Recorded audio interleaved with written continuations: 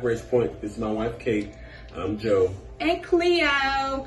And our 3-year-old, Cleo's done. And our 3-year-old is sleeping, so he's not on the video. But we just want to say welcome to Grace Point.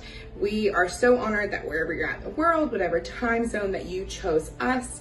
And we have the privilege of being in Nashville, so we attend in person, but we're super excited to be online with everyone today. And we don't know about you, but for us, it was a lot of trial and error to get here. And a lot of hit or misses with different churches and theologies, and we are just glad that we're here. We're glad that we're in that moment of deconstruction, and we hope you are as well. And we're just home, you know, our people, and it's just community, and we're really grateful for it. We hope you feel the same way, and we also want you to know, no matter who you are, no matter who you love, no matter how you exist in this world, you are celebrated, you are loved, and you are welcome. Enjoy the service, and also enjoy that this is like our 100th take. So, hope you like it. Have a good day. Bye, y'all. Just get loose. We're here, we're ready. You're loved.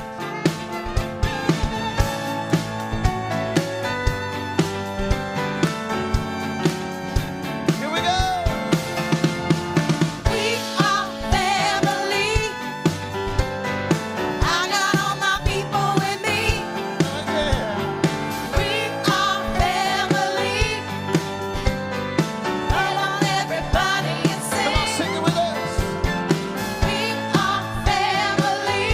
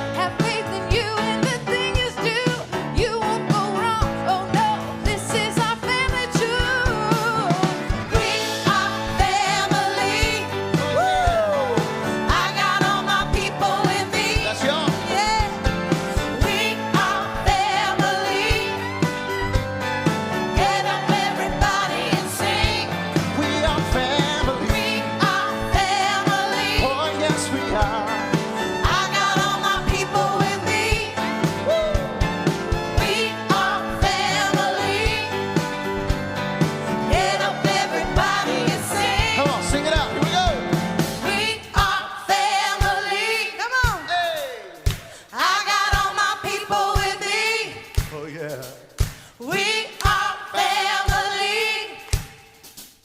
Get up, everybody, and sing.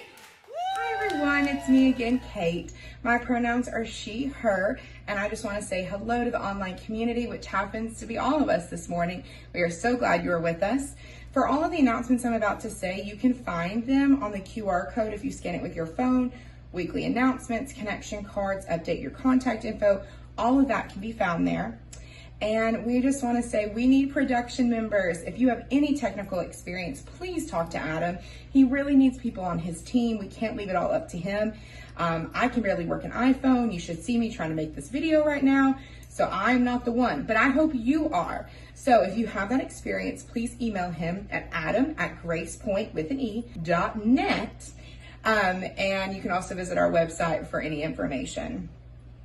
And this week is a week of community. So if you are in your 20s and 30s, you can join YAM, which is the Young Adult Meetup, happening Thursday at Disc and Cider on the 21st at 6:30 p.m.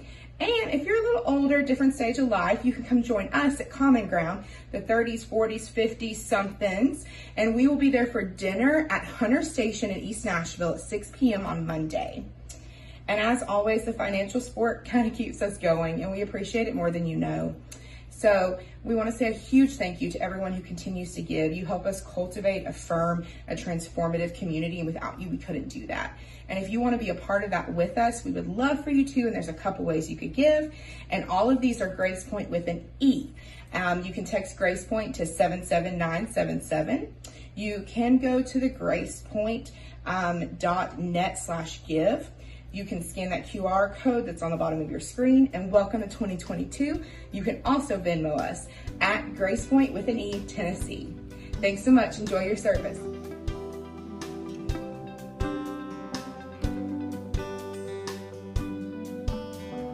Oh no, did I get too close? Oh, did I almost see what's really on the inside?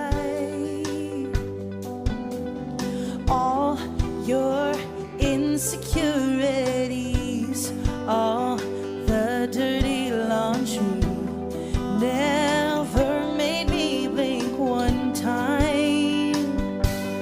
Unconditional, unconditionally, I will love you unconditionally.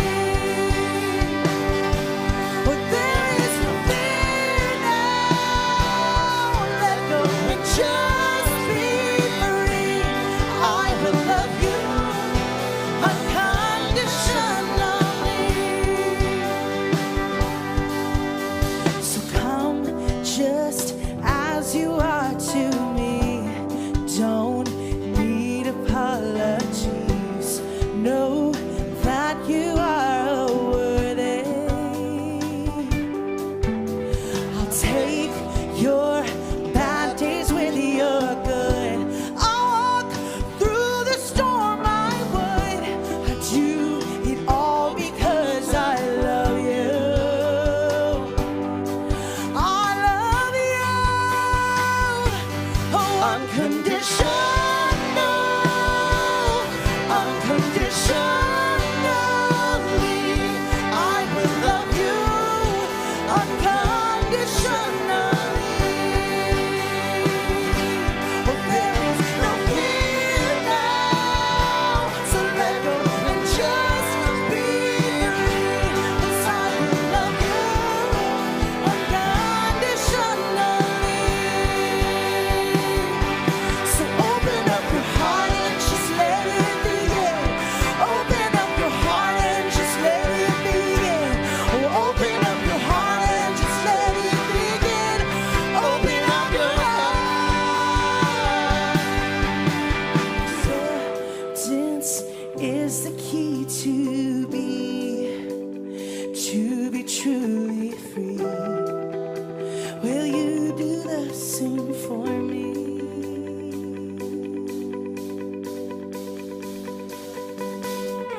Unconditional, unconditionally, I will love you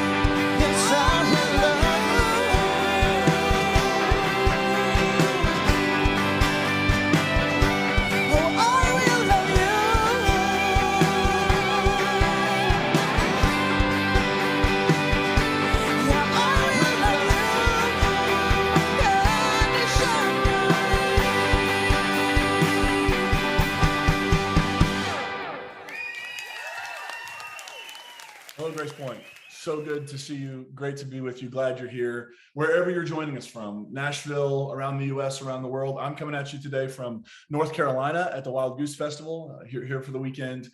This Progressive Christian Festival. It's just been and going to be just an incredible time. Wherever you are, hope you're doing well this morning.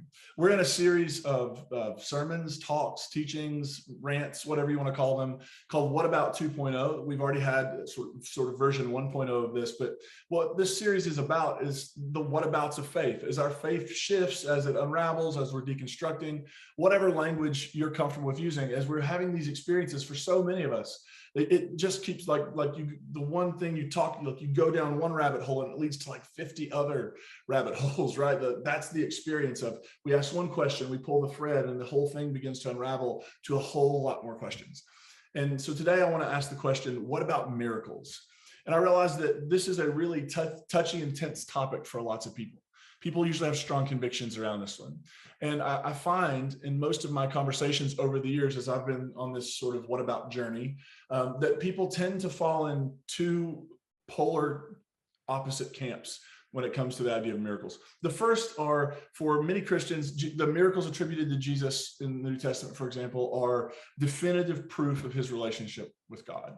That if he could heal the sick, that he could exorcise unclean spirits, that he could walk on water, that he could calm the storm, that he could, the big one, he could raise the dead, was definitive proof that Jesus was divine, that Jesus was God's son, and that everything that Christians claim about him and have claimed about him for 2,000 years is true. And the way the other miracles in the Bible work, whether it's, somebody being swallowed by a fish or a chariot of fire or whatever else you want to talk about, that all of those other miracles are really important and literal too, because if you begin to take those away, then it threatens the Jesus story. And so if Jonah really wasn't swallowed by a fish and he didn't live in there for 3 days, then Jesus never existed. That's often the leap. And what happens when your faith is constructed around all of this is literally true, when you pull one piece of that truth wall out, the whole thing begins to crumble. And so for some Christians, for some people, the extreme is, if the miracles aren't literally true, then all of it's a lie, then none of it really matters. For others, and sort of the other end of this, the idea tends to be a wholesale rejection of the miraculous. This perspective sees any belief in anything resembling a miracle as sort of superstitious and silly. Like if I have to believe that the sick can be healed by the words of someone or just a touch, or if I have to believe that those who have been dead for days can be physically raised back into life, then I'm out. That's just silly and superstitious, and I want nothing to do with it. Now, look, I will just show my cards here. I tend to agree that a lot of the stuff that we're going to be talking about, I don't necessarily think literally happened. I think something else was going on. But the problem is with this perspective is that it assumes that if we can't explain it, if we can't rationally say this is what happened, then it must be false. And I think things happen all the time that I can't explain, right? Like, I don't know. Somebody asked me the other day, hey, what about like quantum physics? Like, I think that's a thing. I can't explain it to you very well, but it's real, right? And so this idea that if I can't explain it, then it must be false and it must be a superstition, it really can shut you off to wonder, and it can shut you off to the unexpected. So there are just lots of things I don't understand that still happen. What I would say is it's important, I think, to hold on to humility when we're having these conversations, because wherever you come from, if you believe every story, every miracle that we're going to, in the Bible attributed to Jesus especially, if you believe every single one of those happened literally just as it says, but you can't prove that, right? And if you believe that it's all just silly superstition that was made up a couple thousand years ago by people, and that it's so silly that people are still believing it and talking about it, if that's where you land, okay, but you can't prove that. And so we spend a lot of our time and energy arguing over things that nobody can prove. It can't be proven. It's an issue of faith. You either like have faith in this thing happening, or you think it didn't happen. Either way, you can't go into a court of law and lay down the evidence. No matter how many times Christian apologists try to, you just can't prove it. And so I think the problem with trying to get into this argument about did they or didn't they, what it also does is it causes us to miss the main point, because the point of these miracles isn't Jesus doing cool tricks, right? The point of miracles isn't that Jesus was really great at a party. The point is meaning. The point is, what are they saying? What is this particular story where Jesus does this thing? What is it trying to say? What is the larger thing? What's the thing behind the thing, the meaning behind the meaning? And I think it's helpful, and we did a series through the signs in the Gospel of John, but I think it's important to bring that language back, that in the Gospel of John, the language is not miracle, the language is sign. And some translations will actually call them miraculous signs, but the word miraculous isn't in the text. That's a translator's interpretive decision, because every translation of the Bible is an interpretation. Every single one is an interpretation. And so that's an interpretation, right? But John uses the language of signs. And what do signs do? Signs point, they aren't the point. The point of a sign telling you how to get to Nashville isn't that you'll stop and just stare at the sign that tells you how to get to Nashville. It's that you'll follow the sign to get to the place the sign is pointing you toward. And I think that for Jesus, the signs are pointing toward this reality he called the kingdom of God. Now, Jesus, when he says kingdom of God or kingdom of heaven in the Gospel of Matthew, Jesus is not talking about some reality that exists up in the sky where if we are really, really good people, if we believe all the right things and check all the boxes, when we leave this life, we will go up into the sky and to live in this reality called the kingdom of God. That's not what Jesus is talking about. If you remember in the Lord's Prayer, right, the petition is not take us to heaven to live with you there. The petition is your kingdom come, your will be done on earth as it is in heaven. As John Dominic Crossan often says, heaven's in great shape, earth is where the problems are. And Jesus' vision of the kingdom was a vision of how the world would be run, how the world would be ordered and organized. Right? A world of equity, a world of enoughness, where everybody has what they need, where nobody is being taken advantage of or harmed, where nobody is left outside trying to decide between, their own well-being and just survival. Jesus' vision of the kingdom is what all these signs are pointing toward. This is the reality. This is where this could go. This is the vision. And Jesus is embodying and acting, teaching, living out this vision of the kingdom of God. And so I want to offer a third approach to the miraculous. And I want to frame them more as signs. And this third approach is to say, not did or something or did not happen, did or didn't something happen. I want to ask a more generative question. I want to ask the question, what does it mean? What do these signs and wonders mean? Because the point isn't just that Jesus could do cool stuff. I love what Marcus Borg wrote.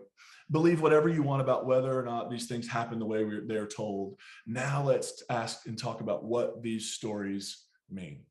Because here's the thing.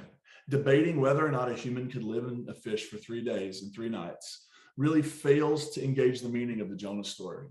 And one of those central meanings, I think, is one of the central meanings of the Bible. And that is, if we don't learn how to love our enemies, if we don't learn how to engage our enemies in a healthy way, we are going to be swallowed up by our own violence. And I think that's a very pertinent story for the human species right now on this planet, as we keep coming up with new and creative ways to end life on this planet, whether that's through climate change or through gun violence or through war. We are coming up with more and more creative ways to harm each other instead of ways to bring peace and wholeness to the planet. Arguing over whether or not Jesus gave sight to a person that was born blind misses the point. And actually, often our interpretations of those stories are really, really ableist and unhelpful. And I think what we actually are getting in the ancient world is not somebody who's debating whether or not Jesus restored the sight of a person who was born blind, but I think the actual story is that in the Gospels, you find people who claim to have really good sight who are missing it. And often you have people in the Gospels who claim not, or who said they can't really see, they can't really understand, that they're the ones who get it. They're the ones who see the kingdom, and the ones you would expect don't. Medically diagnosing those who are possessed by unclean spirits in the New Testament misses the meaning of the stories. That these stories are taking place in the context of a land that is being possessed by an empire, and it is causing great harm to the community. And Jesus is offering an alternative way to exorcise the demons of empire, the unclean spirits of empire, not through violence and not through collaboration in their own oppression, but through non-violent resistance, through enemy love. Trying to scientifically prove or disprove that the dead can be raised misses the testimony of the people who are telling these stories and the communities that were behind them, which is in Jesus, they found a new kind of life that transcends, they believed, even their death. I think a lot more is going on in these stories. I think there's a thing behind the thing, behind the thing, behind the thing. I think there's a larger meaning hiding out and being pointed toward that because of years of separation through context and through interpretation and culture, we have just not been able to see. We have tried to argue about these stories, whether they did or didn't happen. And the meaning has been inviting us the entire time to see what's really going on. And so here's what I'm going to say. Believe whatever you want about whether or not these stories happen literally. I have questions about that. I think that, first of all, I think Jesus had a reputation, and this is scholars across the board will say this, that Jesus had a reputation in history as being a healer. There are some non-New Testament sources, just a couple, who mention Jesus. And when they mention Jesus, there's often something in there about Jesus having the ability to do signs, to do some sort of healing. But here's what I think. I can't tell you whether or not Jesus actually physically healed someone. Again, I have questions about that. I'm a little skeptical that was the case. But I think what Jesus actually did, the thing behind the thing, is that Jesus brought social healing.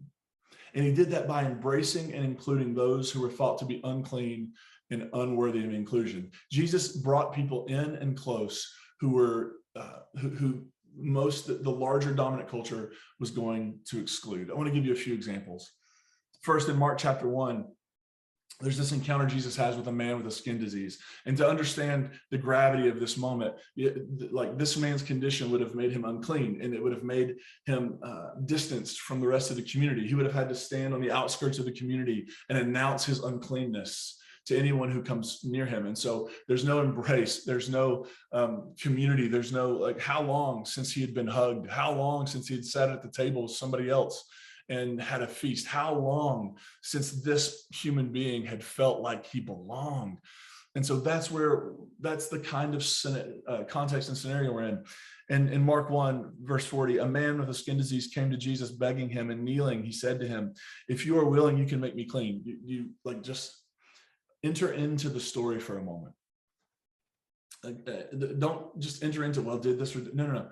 Enter into the story. Put yourself there. Imagine you're in the crowd. You're watching this. This man comes before Jesus. He's already risking so much because he's supposed to stay on the outside and the outskirts so he doesn't infect everybody else with his uncleanness. And here he is falling before Jesus saying, "If you're willing, I think you can help me." Moved with pity. With the better word there would actually be moved with compassion. Jesus stretched out his hand and touched him and said to him, "I am willing, be made clean." The power of this story is not in whether or not Jesus physically healed a man of a skin disease. I think the power of the story is that Jesus reaching out and touching someone who was untouchable. Jesus going to someone who the whole community knew had been excluded and it was seen as unclean, and placing him in embrace. And in doing so, inviting this person back into community and saying to the rest of the community, there's nothing to be afraid of in this person. This person is a child of God. This person has a place in the family. This person should not be alone on the outside. Nobody should be alone on the outside. This person should be embraced. Then there's another story about a woman who was made unclean because of a medical issue. And Jesus is on his way to do something else, and he's being pressed in on by a crowd. And this woman has this sense, just like the man with the skin disease, if I can get to Jesus, maybe if I just touch the hem of his robe, I'll be made well. And she crawls through the crowd. Mind you, everybody she touches is being infected with impurity because that's contagious. And she reaches out and touches Jesus, and she's healed, and Jesus senses it and he stops it. The record scratches and he says, "Okay, who touched me?" And the disciples are all like, "There's so many people here. Who, how can we know? Everybody's touching you." He's like, "No, somebody reached out in faith." And so who was it? And he stops everything. And this woman comes trembling. Like, there could be major repercussions for this. And instead, Jesus calls her in front of everyone and pronounces her healed. Jesus does that a lot. Like, a lot of times, what he does, right, the miraculous moment, there's a pause and then there's a conversation about it. And I think here's why. Because the people he's healing, the people he's bringing close, people he's embracing, have been publicly excluded. And in order for this healing to happen and be holistic, there needs to be public inclusion. That's why if you happen to be watching this and you're a faith leader, a pastor, an elder, you serve on a church board, you serve on a church governing body, you attend a church, and that particular community is ambiguous about where they are on the inclusion and affirmation of the LGBTQ plus community. I think it's okay to say, look, you have been publicly exclusionary for so long. You have been publicly non-affirming. Now we need to know, are you going to be publicly affirming? Are you going to publicly stand in solidarity with God's children who have been excluded and marginalized in the church? Or will you make the public statement? It's why it's important for church leaders to be really clear about things like white Christian nationalism, and to be able to say publicly that this is not okay, because when there's been public damage, then we need this sort of public healing. And Jesus does that in so many of these stories where he's drawing attention to the person, not to focus all the energy on them and exclude them, but drawing all the attention on them as a way of bringing social healing and pulling them in closer. There's a man possessed by a legion of unclean spirits who lives among the tombs, and which is unclean, right? He's possessed by like thousands of unclean spirits. He's living in tombs which are unclean, and he's going around howling and harming himself. And he's a person who's in deep, deep pain. And after his encounter with Jesus, he had been restored and reconnected with his community. He had been brought in from the tombs into the life-giving community. What might that mean? Well, there could be a lot of things going on there, but I think part of it is this is what happens. This is the effect of empire on human beings. This is the effect of systems of abuse and marginalization and oppression on communities. And Jesus is saying, look, if we need to bring in and include those who've been excluded, that brings healing. If we're going to undo the damage and pain and suffering the empire has caused us, we can't do that if we're against one another. We have to do that together in healing community. What I find is that story after story, miracle after miracle, we find Jesus calling for the community that has sort of cropped up around him to embrace and include the excluded ones. And that is an act of wonder-working power, that is a miracle. In John 14, Jesus actually says, I assure you, and remember in John, Jesus is doing these signs, 7 of them, signs like turning water into wine, like walking on water, feeding the 5,000, performing healings. Jesus is doing all this, raising the dead. And then Jesus says this, I assure you that whoever believes in me, and that's not like believe in like, well, I believe in the right theology. It really would be better rendered, whoever trusts this vision, whoever trusts this path, whoever trusts this way of showing up in the world will do the works that I do. They will do even greater works because I am going to the Father. Even greater. Is there any part of you when you read those words, you're going, who looking around like, who me? Who me? I mean, I think we probably have quite a bit of imposter syndrome, because I know my life and I know that I don't feel like I'm ever going to be able to do greater things than I see Jesus attributed to in the text. I can't even do small things. I can't watch a YouTube video and do a home improvement without it going sideways.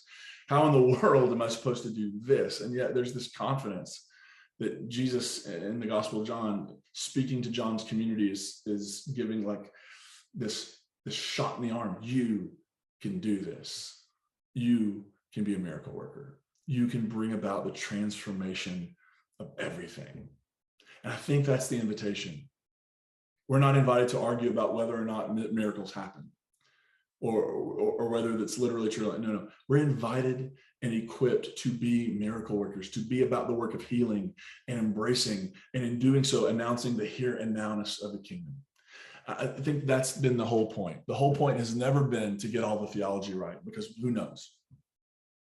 The point I think for Jesus and his early followers of his was to create communities that resisted the dehumanization of the empire, that resisted the dehumanization of culture and society, that wants to turn us into how much money we make, or turn us into how talented we are in this one area, or like it just wants to focus and turn us into commodities.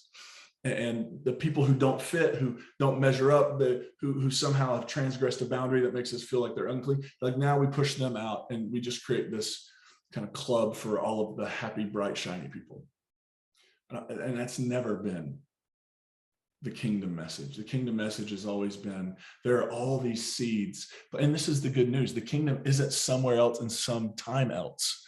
We actually don't have to wait for the kingdom. We don't have to stand there and wait for it to drop from the sky. The kingdom, Jesus actually says in the Gospels, the kingdom is among you. It's around you. I like to envision, like, there are these kingdom seeds that have been planted everywhere. And when we water them and tend them and care for them, they begin to sprout and grow. Not once we get rid of the system that's harming everyone. No. It's really subversive like this. It's resistance, right? These seeds of the kingdom begin to grow right in the middle of sort of this garden that has grown up and has weeds that it's choking the life out of everything and everyone. These kingdom seeds begin to germinate and grow right here, right now. We don't have to wait. We don't have to wait till the moment we die to go to a better place. We don't have to wait until we figure all the theology out. We don't have to wait until it's all nice and neat and simple. We, right here, right now, can engage and bring the kingdom reality into existence, because it isn't somewhere else. It's right here and it's right now. And when we engage the miracle working task upon us of embracing the lonely, of pulling in the excluded, of expanding the borders, of pushing the boundaries of who is loved and who is embraced, then those kingdom seeds begin to germinate and grow all over the place. I think it's interesting that today, what I see often on social media is people who are shocked that a Christian can engage in a way that is not just honestly being a jerk, or that's not trying to exclude as many people as possible, that's not trying to bring about some sort of theocracy. That's not, their Christians have been behaving poorly in the public square for a very long time. But right now in our country, in the US here, the Christians are behaving maybe in some really definitively damaging ways to the world. And as long as people are shocked that Christians care about the world, that care about the planet, that care about the poor, that we care about everybody having enough, that we care about issues of racism and white supremacy and nationalism, and that we march in pride and we march in protest, that as long as that's shocking to people, then we know, like, there's a long way for us to go. But those seeds are planted everywhere. And as we water them through acts of kindness and goodness, as we water them through good deeds that change the temperature of the world, bring more goodness and more hope, the kingdom begins to become apparent and invite other people to join and participate in this here and now kingdom. I think that's what miracle working is about. And here's the thing, that means you may not be able to provide healing, or you may not be able to walk on water, but you can embrace someone who's been excluded. You can use whatever voice and whatever influence you have to speak and call for justice. You can come alongside those who have been marginalized and oppressed, and use whatever privilege you have to work for their equality, equity, and their rightful place at the table. You and I can do that. We can be miracle workers.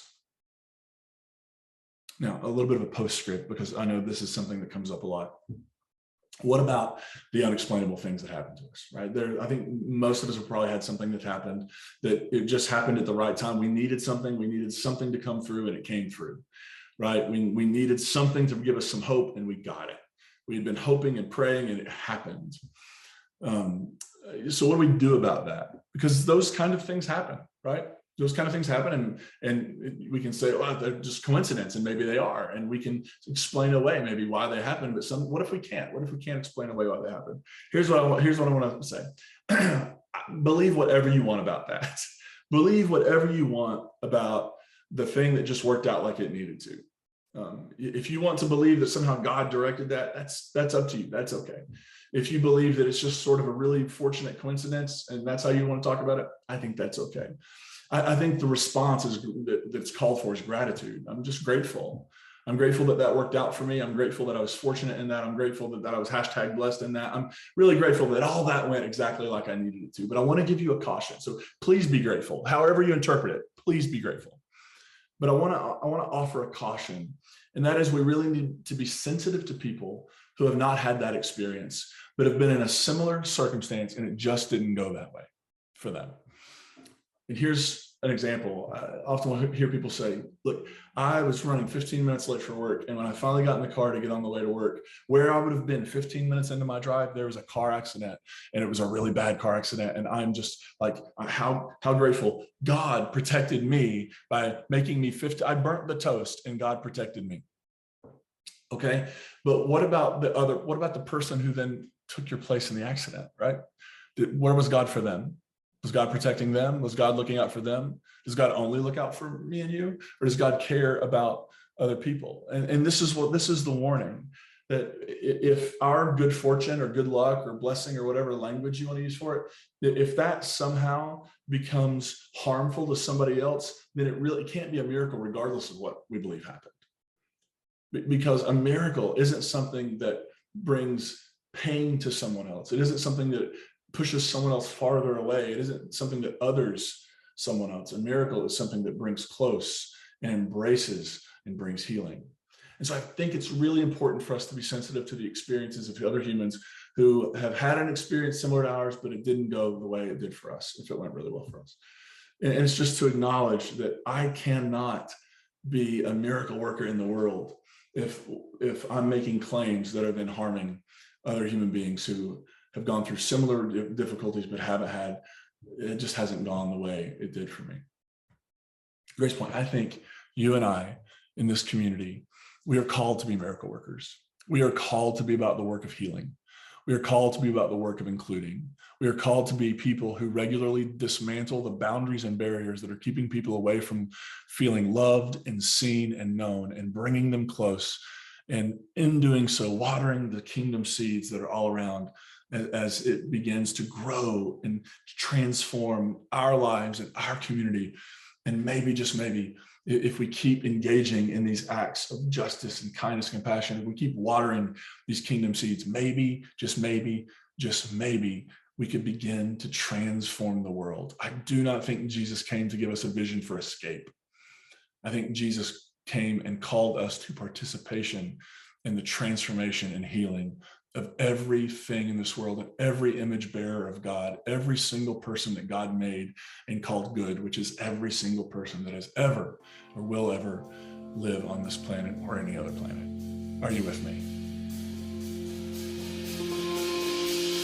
Oh my God, oh Lord, can you hear me? They say my love's a wicked game. They make it seem like I woke up one morning and decided I should be this way. I know it stings when your family leaves to the people that you thought would stay. I read your books that I made in your image, so tell me why they turned away. I've been this way since I was 8. I've cried right through my pillowcase, prayed, Lord, please take this from me. I've walked through hell and back again, 'cause I'm a man who loves a man. No, you don't need to pray for me, 'cause I don't need your holy water. I don't need your sympathy. Your holy water. Just 'cause you think differently. I'm not broken. Save your breath. I won't change, no, even if you drown me in holy water. They pulled me down to the river. They tried to wash away my sins. They picked me up and asked if I felt different. No, I'm still in love with him, and I don't need your holy water. I don't need your sympathy.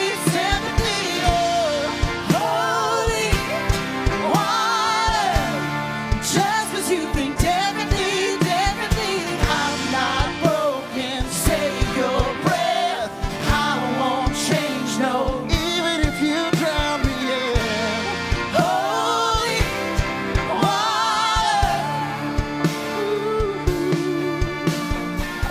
this way since I was 8. I've cried right through my pillowcase, praying, Lord, please take this from me.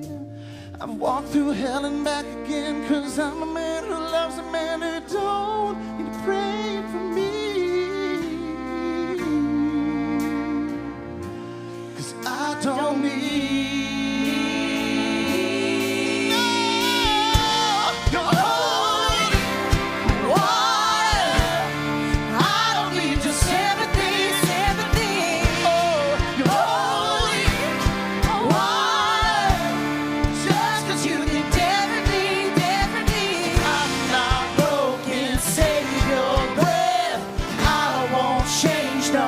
Even if you tell me your holy water. Oh, I don't need your holy water.